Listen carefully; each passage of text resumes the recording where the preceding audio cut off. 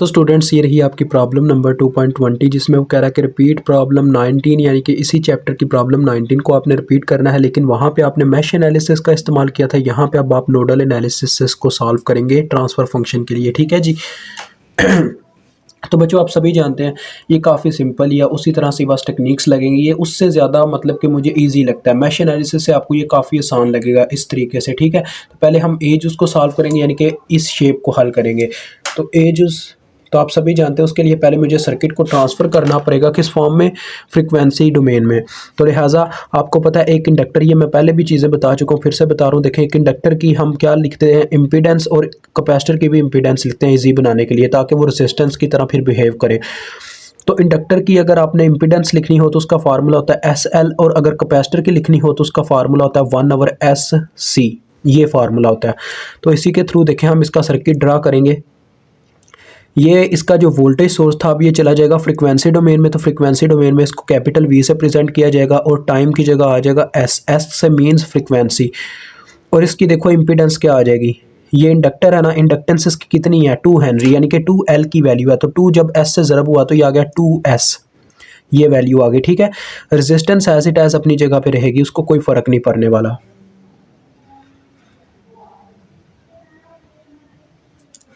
ये आ गया 1 ओहम का रजिस्टर। अब आगे देखो ये हमारा एक और इंडक्टर है, इसकी जो इंडक्टेंस है वो 3 है। तो 3 जब यहाँ पे पुट होगा ये आ जाएगा 3S।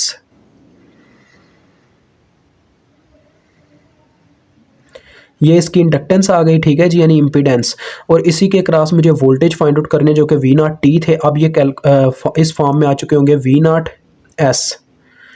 मुझे अब मतलब कि गेन मालूम करनी है जो कि है V0S और VIS, लेकिन वो आपको पता चल जाएगा किस तरह से मुझे मालूम हो सकेगी। अब इस तरफ कैपेसिटर की तरफ अगर हम आते हैं तो बच्चों देखो कैपेसिटर की जो वैल्यू है वो है 1/2 फैरेड। यहाँ पे ऐसे आएगा, देखो इस तरह से आएगा 1/2 into C, sorry into S, क्योंकि C की वैल्यू तो मैंने पुट किया ना, तो ये बटे का बटा उलट के ऊपर चला जाएगा तो ये आ जाएगा 2/S। तो 2/S बनती है इसकी क्या, इम्पीडेंस, ठीक है जी। ये मैंने सबकी लिख दी है। तो अब ये चला गया है फ्रीक्वेंसी डोमेन में हमारा सर्किट। जैसा कि उसने कहा है इसको नोडल एनालिसिस टेक्निक से हल करना है, तो सबसे पहले नोड आइडेंटिफाई करना होगा। तो मैं आपको सबको कहता होता हूँ नोड एक ऐसा पॉइंट है जहाँ पे कई चीज़ों की वायर आके अटैच होती है। एक होता है बाइनरी नोड, एक होता है हायर नोड, एक होता है सरफेस नोड। तो हम हायर नोड को कंसिडर करते हैं और सरफेस नोड्स को कंसिडर करते हैं नोडल एनालिसिस टेक्निक में। बाइनरी नोड हमारे किसी काम के नहीं होते। बाइनरी नोड वो नोड होता है बच्चों जहाँ पे दो चीज़ों की वायर अटैच हो। देखो जैसे यहाँ पे ये बाइनरी नोड है क्योंकि यहाँ पे दो चीज़ों की वायर आके अटैच हो रही है, इसको हम कंसिडर नहीं करेंगे। हायर नोड यानी जहाँ पे 3 चीज़ों की वायर अटैच हो, इससे ज़्यादा चीज़ों की वायर अटैच हो तो उसको कहा जाता है सरफेस नोड, ठीक है। यहाँ पे देखो 3 चीज़ों की वायर अटैच है, एक रेजिस्टर और 2 इम्पीडेंसेस। तो ये नोड 1 हो गया, यहाँ पे हम वोल्टेज ले लेते हैं V1, ओके। उसके बाद एक नोड बच्चों यहाँ पे बन रहा है हायर नोड, तो इसको हमें ग्राउंड करना पड़ेगा। उसकी वजह क्योंकि जब तक एक नोड ग्राउंड नहीं होगा हमारी करंट्स यहाँ पे फ्लो नहीं कर सकेंगे सर्किट के अंदर। तो यहाँ पे 0 वोल्ट आ गए। अब मेरा यहाँ पे ये सारा काम करने की क्या मुझे ज़रूरत पड़ रही है, देखें मुझे V0 फाइंड आउट करने हैं। इनको फाइंड आउट करते करते मेरे पास वो गेन की फॉर्म आ जाएगी, ठीक है। तो लिहाजा इनको फाइंड आउट करने के लिए देखो मैं क्या करूँगा, मुझे ये पता होना चाहिए, यहाँ पे ओहम्स लॉ में लगा सकता हूँ, यानी मुझे ये पता होना चाहिए इस वायर में कितना करंट फ्लो कर रहा है। लेट्स से इसमें I1 के नाम से करंट फ्लो कर रहा है, यानी कि मुझे I1 करंट फाइंड आउट करनी होगी। उसको मैं कैसे फाइंड आउट कर सकता हूँ, सबसे पहले मुझे इस नोड के ऊपर जो वोल्टेज है वो पता होने चाहिए। तो मैं यहाँ पे अप्लाई कर दूंगा KCL एट नोड 1, ठीक है बच्चों। तो KCL का मतलब होता है हर एक वायर की करंट लिखना जो उस नोड के घेरे में आ रही है, जिसका मतलब कि जो थ्योरम है वो कहता है the sum of entering current is equal to sum of leaving currents, ठीक है। तो सबसे पहले मैं लिविंग करंट्स लिखूंगा, यानी कि लेफ्ट हैंड साइड पे मैं लिविंग करंट्स लिखूंगा और राइट हैंड साइड पे entering currents is equal to की, ठीक है। तो देखो बच्चों मुझे इस वायर की करंट का नहीं ना पता, हर एक वायर का लिखना है जो इसके घेरे में आ रही है। टोटल 3 वायर्स इसके घेरे में है। पहले इस वायर की करंट लिखता हूँ, मुझे इस वायर की करंट का नहीं पता, तो मैं करता हूँ यहाँ से एक करंट को लीव करवा देता हूँ। अब ये एक लीविंग करंट है, तो जब करंट को लीव करवाते हैं उसी वक्त ये करंट जहाँ से लीव करती है उसके वोल्टेज लिख के आगे माइनस लिखना होता है। तो देखो ये कहाँ से लीव कर रही है, ये लीव कर रही है V1 में से, ठीक है जी। तो ये आ जाएगा V1 माइनस।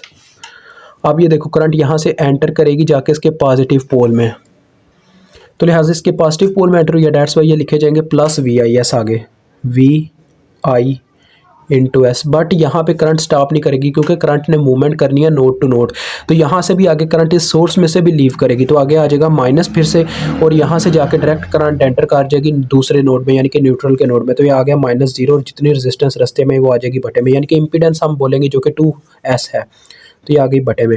आगे प्लस, अब जरा गौर कीजिएगा, अब आती है इस वायर की बात, ये जो 1 ओहम वाली है, तो इसकी भी मुझे करंट का नहीं पता, तो मैं यहाँ से करंट लीव करवाता हूँ, तो आ गया V1 माइनस। अब ये करंट लीव करती हुई डायरेक्ट 0 के नोड में एंटर हो जाएगी, 0 वोल्ट वाले, तो आगे आ जाएगा 0 और बटे में जितनी रेजिस्टेंस रास्ते में वो है 1।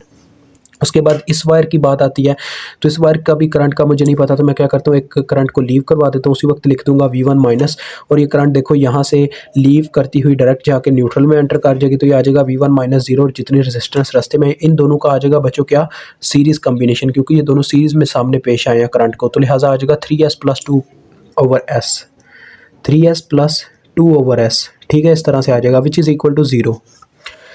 अब मैं एक स्टेप करना चाहूँगा यहाँ पे पहले, तो ये मतलब एलसीएम से ज़रब देने से पहले एक स्टेप करना चाहूँगा, वो क्या मैं आपको बताता हूँ। देखिए ये इस तरह से फॉर्म आ गई, ये सिंपल V1 आ गया क्योंकि बटे में 1 है, वो एज इट एज ही लिखा जाएगा, और यहाँ पे आ गया मेरे पास, देखिएगा ज़रा गौर कीजिएगा, नीचे मैं एलसीएम लेता हूँ अगर, तो ये आएगा, इसका एलसीएम आएगा, देखें मैं यहाँ पे करके दिखाता हूँ, मेरे पास है ऊपर 3s + 2/s, ये टर्म है बटे में। अगर मैं एलसीएम लेता हूँ तो s इसका एलसीएम आएगा और ये बन जाएगा, देखो इसके बटे में कुछ भी नहीं है, s ऊपर ज़रब खा जाएगा, 3s² आ जाएगा +2, और ये बटे का बटा उलट के ऊपर चला जाएगा, यानी s ऊपर मल्टीप्लाई होने चला जाएगा, तो ये आ जाएगा SV1 ओवर 3s का स्केयर +2।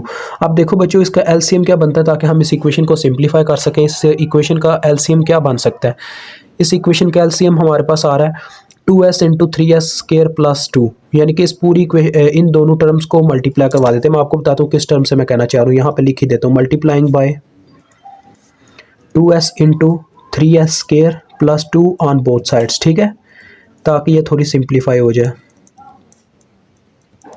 तो देखो क्या होगा, ज़रा गौर कीजिएगा, यहाँ पे जब ये टर्म ज़रब होगी 2s से गया और ये ऊपर टर्म मल्टीप्लाई हो जाएगी 3s² वाली, तो V1 के साथ अलहदा लिखें और दूसरे के साथ अलहदा लिखें, ये आ जाएगा, देखें 3s² +2 होल के साथ इस तरह से V1 फिर माइनस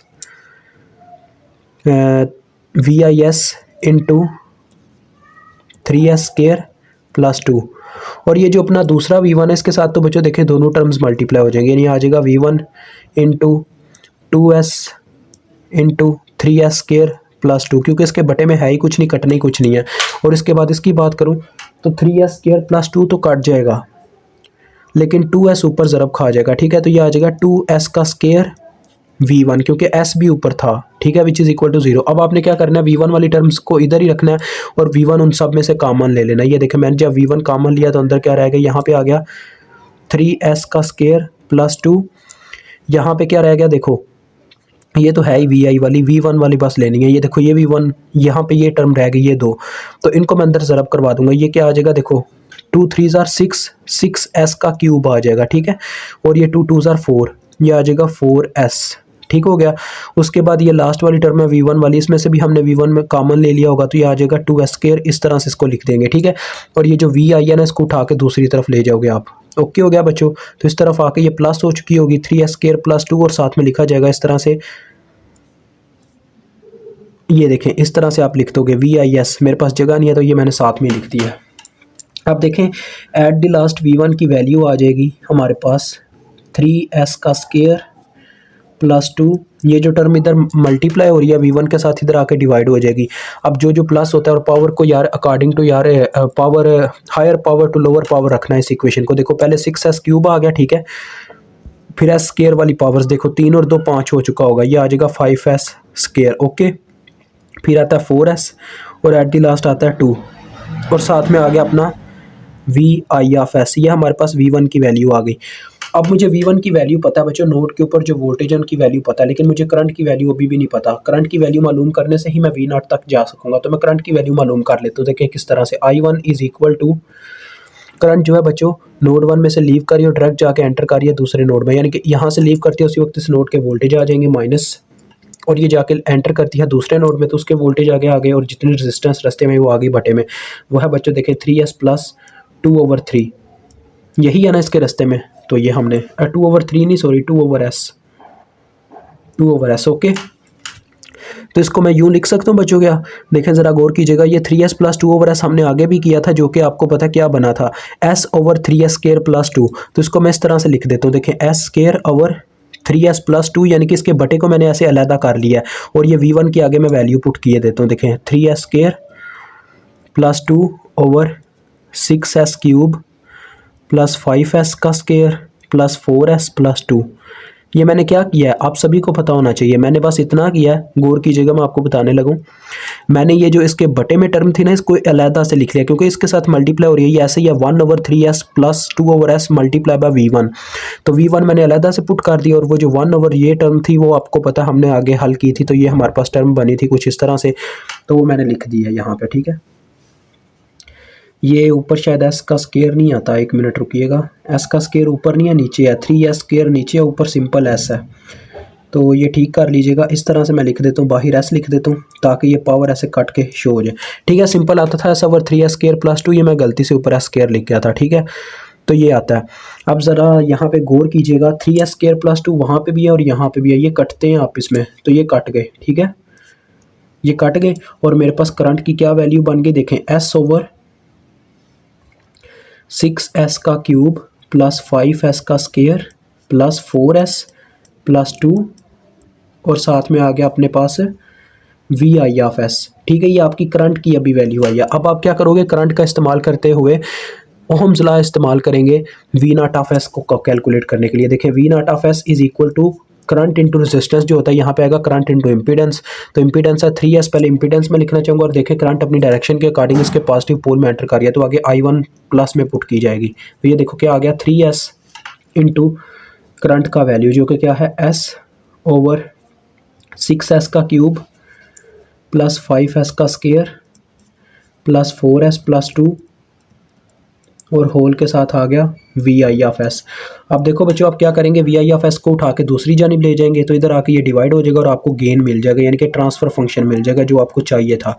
और इस साइड पे क्या बन जाएगा, ऊपर 3s का स्क्वायर और बटे में आ जाएगा 6s का क्यूब प्लस 5s का स्क्वायर प्लस 4s प्लस 2, और ये आपकी ए जूस सॉल्व हो गई। बी जूस इंशाल्लाह हम नेक्स्ट वीडियो में करेंगे सॉल्व, ठीक है। तो अभी तक के लिए इतना ही, खुदा हाफिज़।